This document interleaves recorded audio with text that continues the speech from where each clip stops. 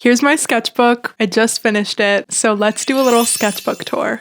My sketchbook is a Midori notebook with blank paper. There used to be a little yellow bookmark right there, but my cat ripped it off. So I started this sketchbook in January of 2024, and I just finished it this June of 2025, around a year and a half. This is my little car sticker. Then I drew a little car over here with my name. I went to school for illustration, and then this was kind of my first sketchbook outside of graduating. It was rough. I don't know if you can tell, but these drawings are really tight. I feel like I just kept adding stuff, and I felt so unsure. I just remember it had been like so long since I had drawn anything. I drew my favorite sweater. This little car looks like an eraser. And then I went to Hawaii and I went on a hike and I drew this mountain, and then there was this tree with a really cool texture. So I did a little rubbing, and I love that that is like saved in my sketchbook now. These are also from Hawaii, just some colored pencils, and then I loved the snails there. I'm a big fan of snails, and the snails in Hawaii are huge. I would also really like to revisit this type of technique again because I did a yellow like neon underpainting, and I love the way that that's showing up over here under the dark gray paint. I also love how rough and textured this painting is. So from this point forward in the sketchbook and in my life, I came to Pennsylvania. I originally came to Pennsylvania to take care of my grandpa, and I never left. I'm from California, but now I live here. My grandpa collected these metal wind-up toys, and this is one of them. Oh, I was reading Jane Eyre at the time. This is another one of the wind-up toys. This is one of my grandpa's, just little toy cars. These are some trinkets from my grandparents' house. But when I first got to Pennsylvania, I felt this intense need to document all of my favorite objects because I had grown up coming to this house my whole life, and it's just like a really special place. And I was so scared that I wouldn't be able to come back. So I just drew everything I could. Like this old phone I used to play with when I was little. There's a Walkman. I just love my grandparents' vintage mug collection. I also love all their old books, like this organic gardening one. Here's a little stein. That's pretty detailed. I barely remember drawing that.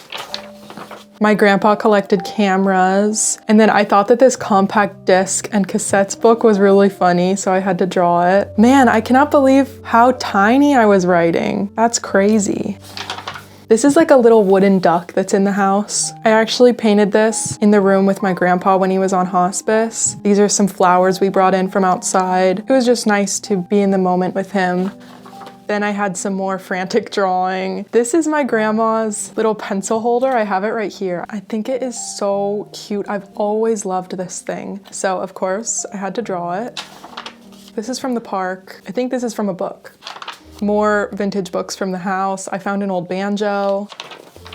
My grandparents had all of these expired sauces in the fridge from like the 70s and 80s, but I love the packaging of them. These were so much fun to draw. I did it with a little dip pen and some ink. This is probably my favorite medium of all time. I just love the inconsistencies that you get in the line. Like, I love how this little blob happened. Same with this on the text. I don't mind that at all. I think it makes the drawing better. Then I got this giant crayon that's like multicolor, so when you draw with it, different colors come out. I was playing around with that here too. Then I went to this big truck show and I sat in front of this big truck and I drew it.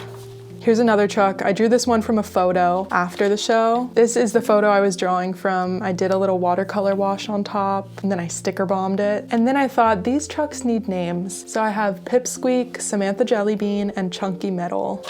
My grandpa also collected Hess trucks every year for Christmas. Me and my cousins would all get a Hess truck, so I drew this one. I really like the shape of this one. It's like so angled and just weird.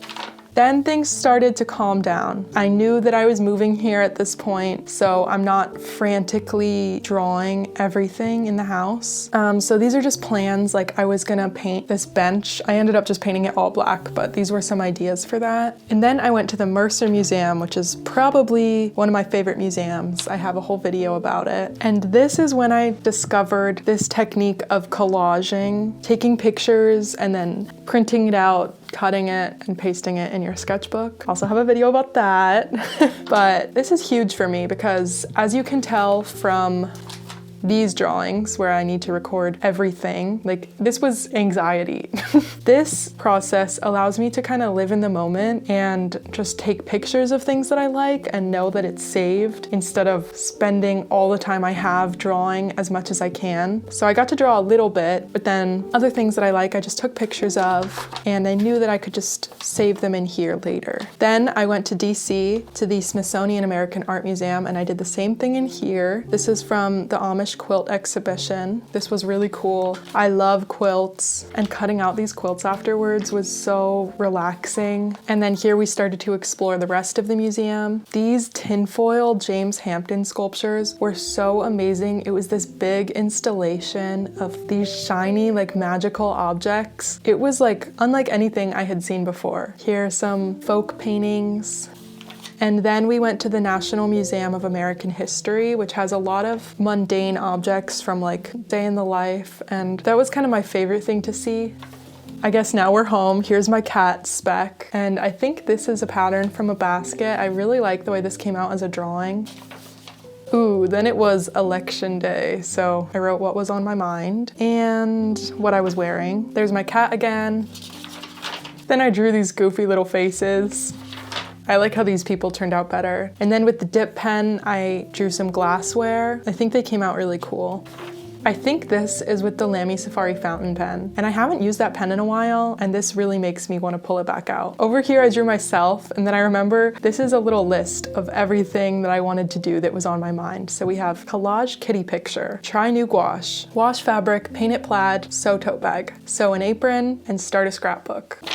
Now it's Christmas time, it's winter, the trees are dead. And then, like I said I wanted to do here, I tried out my new gouache, my Himi gouache, which was fun to try out, but I don't think it's my favorite thing. This has a really kind of awful texture, but it's perfect for in a sketchbook. This painting is a smush painting. I did one side and then I smushed it over. It transferred symmetrically. Here's a little quilt painting. I'm still very into quilts. This is drawn from this little ceramic. The tulips come out. I don't really know why they come out, but I love this thing. And then I have more of my scrapbooking. This is from an antique mall, and scrapbooking that stuff helps me not buy everything. Like, I was really tempted to buy this vintage lunchbox. It's decoupaged, and I love thinking about whoever made this and the way that they chose these images to cut out and keep and put on their lunchbox. There's also this handmade boat and a cutout cat. I guess a lot of the stuff on this page is handmade. That's why I like it.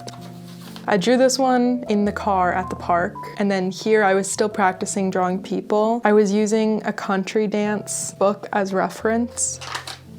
And then at the Mercer Museum, this place, they had a talk on Valentine's Day about the history of the Valentine, and they brought all of these Valentine's cards out from the archive. This one is super old. Along the hearts and along the outside of the edge, it has all these tiny little snips, and there were some old ladies looking at it, and they were like, I don't know, if someone put all that time into cutting out this Valentine, I'd be a little weirded out. I thought that was really funny. There's Speck again. I drew the board game Parcheesi, but I drew this weird off-brand version. I don't know, copyright loophole or something, because I think Parcheesi doesn't actually have an H. So I'm kind of bummed that I have this version in here.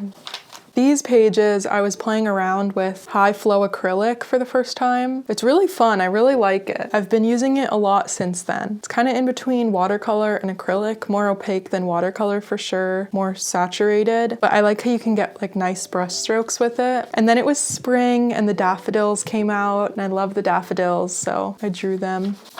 And then I went to my first drive-in movie. We got there really early before the movie started, so I had time to sketch, which is pretty cool because looking at this drawing, it like brings me right back there. I got more acrylics and I was testing them out. And then these are this little crayon thing, Faber-Castell Gelato, and you can wet them. So that's what this smear is. I drew this while I was FaceTiming my friend, just a little mindless observational drawing. This is from that same phone call. Then I started sketching out a comic. This is when I started painting again for the first time in a very long time, and these are all of my thumbnail sketches, different painting ideas. Then I was like, I'm gonna do a self-portrait every day. And I only did the first day, and it's a really weird one because I had a migraine. In the future, if I wanted to do this, maybe I wouldn't draw the grid out before I do them all. These are some more notes for paintings. And then these are little vintage things that I found in my grandma's suitcase when we were going through stuff. This one had a bunch of safety pins in it. And I kept both of these because I think they're so cool, like vintage Tums. The Tums are not in there anymore, by the way. Here I went to the park. It was after a big rainstorm, so everything was super green, and I just drew all of the different textures because it was just like a wall of green. There it rained again, and I wrote, "I love the spring rain." And this is a Canadian goose. I used to not like these birds, and now I really like them. I think it's because I see them at this park all the time. It's like, I don't know, probably 1 or 2 little families of geese, and they've just grown on me. I think they're really sweet. This is my Monchichi, my baby Chichi, with a little clover ladybug. This day I was subbing for another art class, and they were doing these like food paintings, and they had all of these different food reference photos printed out. So I chose a pretzel and I put it in the sky. My most recent video was about finishing this sketchbook, and this is where it started from here on out. So I won't go too into these next few pages just because I talk more in depth about them in that video. So if you want to hear my thoughts and maybe a little behind the scenes of the process, you should check that video out. But this sketchbook was a big period of growth for me. I think I gained a lot of confidence in my art and just calling myself an artist. I think I loosened up a lot. Like I said in the beginning, I was so like tight, and honestly the first few pages were just not fun, and towards the end I was definitely having fun. This is everything that's in my bag. Well, not everything, just a few things that are in my bag.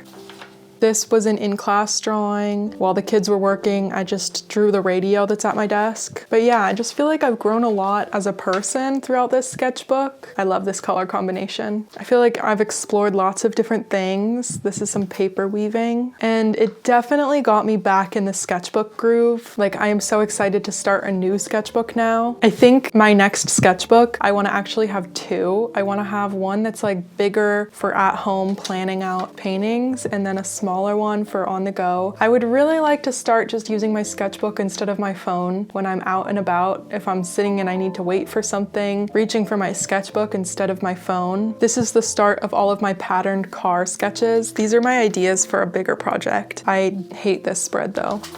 These patterns came from vintage couches. So these last few pages, I finished this all in a week. That's why maybe they're kind of similar. I was like forcing myself to draw 7 pages a day to get it finished. It pushed me to really work out my ideas. This one is kind of like a quilt, and then these are from wallpaper. Now that I'm back in the sketchbooking groove, I also want to start finishing sketchbooks faster. Like, I feel like I don't have a certain time frame that I think I should finish it by, but 1 or 2 a year. This one was over a year, and I feel like that's maybe a little long. This is a little quote from Louise Bourgeois. I felt like I should have a quote at the back of my sketchbook, so I looked up quotes to put in your sketchbook, which is kind of cringy, but I liked this one. Art is a way of recognizing oneself.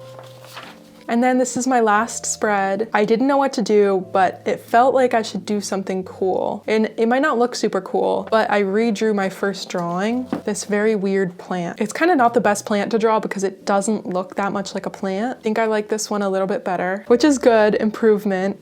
And then I did a butterfly. I thought it'd be sweet to end on a butterfly. So that's the end of my sketchbook. I feel like by the end, my ideas just flowed a lot more and I got more into experimenting. And I hope that in my next sketchbook I can play around even more. But this one was a really important sketchbook for me. So thank you for flipping through those pages and hanging out with me, and I'll see you next time. Bye!